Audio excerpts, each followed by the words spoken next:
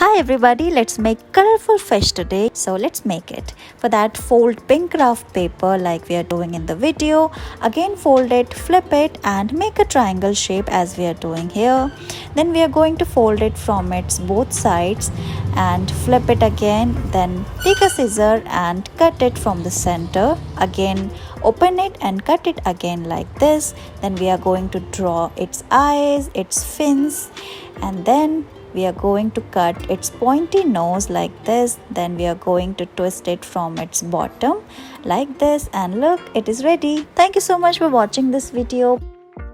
We are going to make beautiful bunnies today. For that, take white sheet of paper and fold it as we are doing in the video in a zigzag way, like we are folding it one over another. Cut the unwanted sheet. Then look, we are going to again fold a white paper, paste its ears, its eyes, then its legs, and look, it is ready.